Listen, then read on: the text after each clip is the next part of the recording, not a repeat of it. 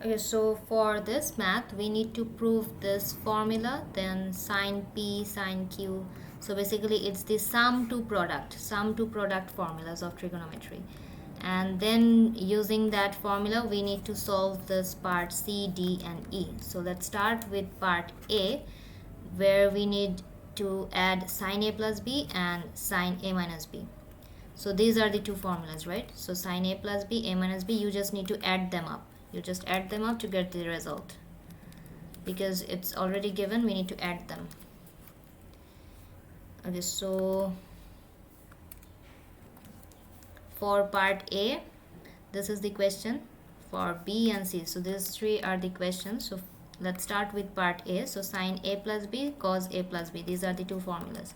So if we just add them up, this at the left side, sine A plus B plus sine A minus B. And here it's the same thing, plus and minus, so we can cancel them out. So sine A cos B is actually 2 sine A cos B. Next for part B, it's sine P sine Q. So as you can see, if we just replace A plus B with P, this whole thing with P, and this thing with Q, so it's basically sine P sine Q. So sine P sine Q. So we can replace them. But what about A and B? So for that we need to find the value for A and B so that we can replace it here. So for part B, this is the equation of part A, right? So in this one we will just replace this A, B, A plus B, this whole thing. So let A plus B as P, and let's remove A minus B and replace that with Q. Okay, so that's, we just need to find A and B now. Okay, so this is P, this is Q. So then A plus B is P, A minus B is Q. So if you add them up, B will be cancelled out. We have A plus A, 2A, P plus Q. So if you subtract A, you get P plus Q by 2. Similarly, if I use these two same equations here, but I will just subtract them.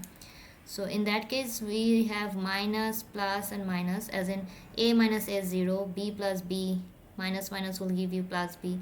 So 2B, P minus Q. So from here, if you subtract B, we get P minus Q by 2. So we will just now substitute these values. This is the equation. Like this was the equation, sine A plus B. So we will just substitute in this one.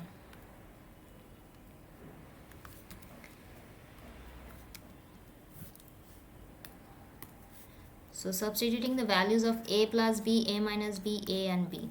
Okay, so in this formula, if I replace this at P, this one as Q, and A is P plus Q by 2, B is P minus Q by 2. So if I replace with A, P, Q, the whole thing will be in terms of P and Q. So that's part C. Part B. Next for part C, we need to solve this equation, and the range is from 0 to pi by 2, as in 0 to 90 degree.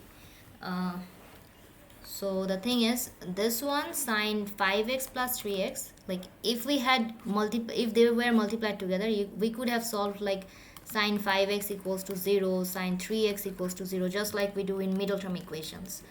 But since we have an plus sign here, sine 5x and 3x, even if it's 5x, we could have just add them up, right? But it's different angle. One of the angles is 5x, another one is 3x. So we cannot solve this without using formulas. So if you just compare this two, sine P, sine Q, as in one of the angle is P, another one is Q. So sine P, sine Q, sine P, sine Q. So if we compare, so value of P is 5x, value of Q is 3x. So the formula is supposed to be 2 sine P plus Q by 2, P minus Q by 2, right? As in you need to add them up, the angles, and divide it by 2, as in taking the average. Then we need to subtract them and divide by 2. So if that's the situation, we can use this here. So 5x is p, 3x is q.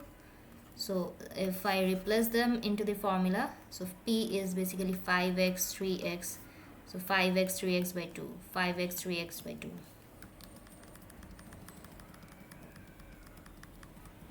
So the next line is 8x by 2, so it's basically 4x. And 5x minus 3 is 2x by 2, so we get x. So if we shift this 2 at the right side, it will be 0, so we get sine 4x and cos 4x, and now they are multiplied together, right?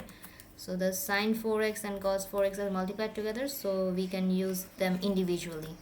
So sine 4x equals to 0, this is one of the parts, and the other one is cos x equals to 0. So this is shorter, so let me start with this. Basic acute angle is 90, cos inverse of 0. So for 0 is, even if you take positive negative, it will give you the same result, but I prefer using positive. So if it's positive, you can use the first and fourth quadrant, so theta and 360 minus theta. So theta and 360 minus theta will give you 270, but the range was actually from 0 to 90, right? The range was 0 to 90. Pi by 2 is 90, 180 by 2. So this is out of the range, so that's why we need to discard this, and I can take only x equals to 0 from this part. And from the second this one, 4x equals to 0, the basic acute angle is 0 and sine is positive in first and second quadrant, so theta and 180 minus theta, so theta 180 minus theta, so we get 0 and 180. But since we are working with 4x, we need to find the new range. The original range was actually 0 to 90, but for 4x, if you multiply this whole thing with 4, you get 0 and we get 360. So the range is 0 to 360. So that's why I can rotate, like I can, after rotation, 0 plus 360, this is one of the value. If you rotate with this one, it will be 180 plus 360, which is 540. That will be out of the range, right? So that's why I cannot rotate with the second angle, but I can rotate with the first one. So if I rotate with this one, I will get an extra value here. So 0 and 180 was my original value, and after rotation I get 360. So if I divide this whole thing by 4, we get 3 values, then pi by 180, pi by 180, pi by 180, to convert them into the radian mode. So that's the last line. So this is part A, B, C. Next we have D and E. So for D, we have to show that this equation equals to this. So first of all, we need to look at the pattern. Like at the left side, they are added together, but at the right side, it's multiplied together. So that's why we need to use this formula, like sum to product. Added together, at the right side, it's multiplied together, sine into cos. Then we can look at the pattern, like sine 4x, sine 4x. So it means we can keep this 4x thing, but this 6x and 2x, we cannot keep them because we do not have any 6 or 4 here, right? So it means I need to replace this sine 6 and sine 2. Okay, and this one I can keep them because at the last line we are supposed to have something related to sine 4x. Okay, so I need to change this 6 and 4. So I can use this 2 with this formula, sine p, sine q, sine p, sine q. So if p is 6, q is 2, we can use this formula. So let's start part D.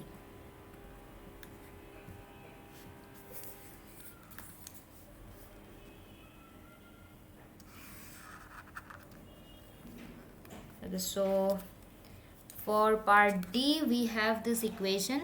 We need to prove this. So wait a minute.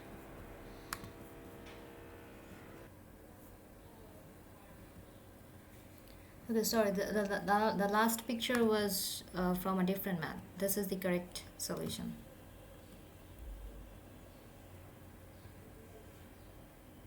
Okay, so for part D we need to prove this formula, and then for part E we will integrate. So basically we are using the formula for PQ. So like I said, we can keep this one. So that's why sine 6x sine 2x. I'm taking these two terms side by side, and I have shifted this one at the right side, because I won't be working with this one. We will keep this part.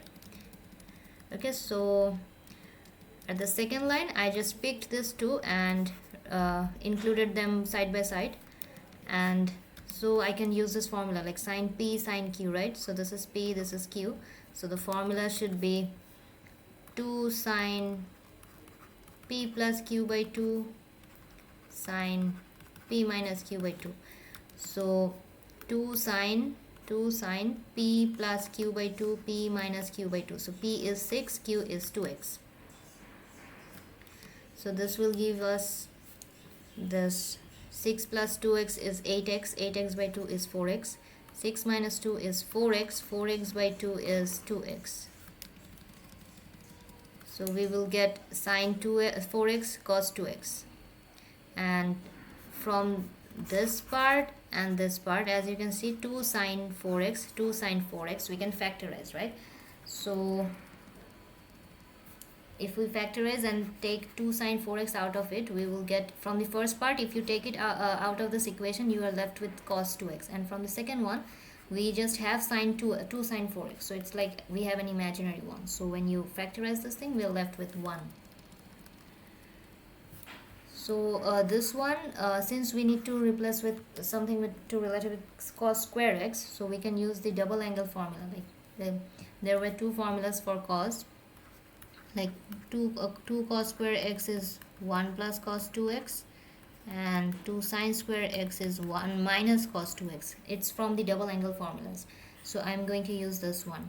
So 2 cos square x is basically 1 plus cos 2x, right? So 1 plus cos 2x, 1 plus cos 2x, I can replace them with 2 cos square x. So 2 cos square x, and this 2 and 2 will give us 4, then sine 4x cos square x. So 4 sine 4x cos square x.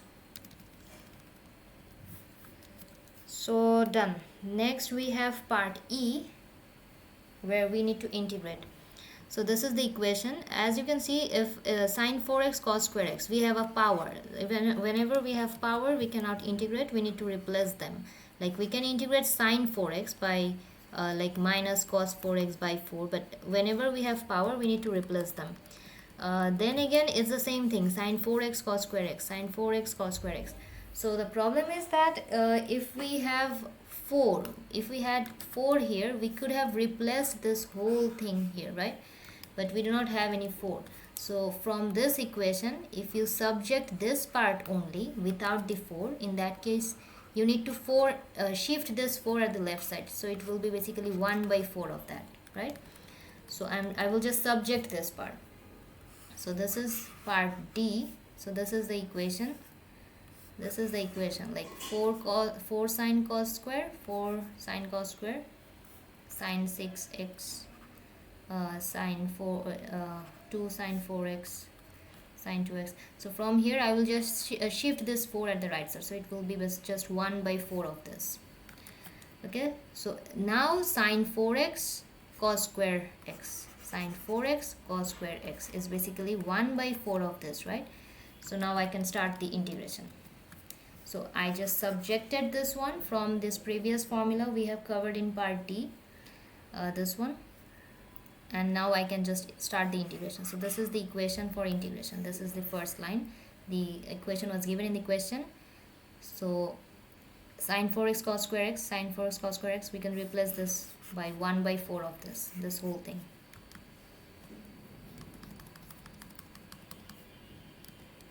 Okay, so integration of sine is okay, at first I will just multiply 1 by 4 with each of them. So 1 by 4 of sine, 1 by 4 into 2, so this will be half, then 1 by 4 into this, and then we can start the integration. Like integration of sine is basically cos minus cos x. Integration of sine is minus cos x, but if we have sine 2x, it will be cos 2x minus cos 2x divided by 2, as in divide this whole thing by the reciprocal. Okay, so sine 6x will be minus cos 6x divided by 4, and this 1 by 4 is still here. Sine 4x will be cos 4x divided by 4, and this half is here, and minus cos, so that's why we have a minus. Sine 2x is minus cos 2x divided by 2. So once we are done with this integration, we can just simplify, like 6 into 4, so it's 24, 4 2s are 8, 4 2s are 8, and then we can just replace the values of x with this upper limit and lower limit. So in this bracket, these three terms are here, but instead of x, I'm just using pi by 6, pi by 6, pi by 6, and then in this bracket we just replaced the x as theta 0. So 6 into 0, so cos 0, cos 0, cos 0. So upper limit, all the terms of using the upper limit in one bracket, minus all the terms of the lower limits. So from the calculator you will get these values, each and every single term, and then the final result is 1 by 3.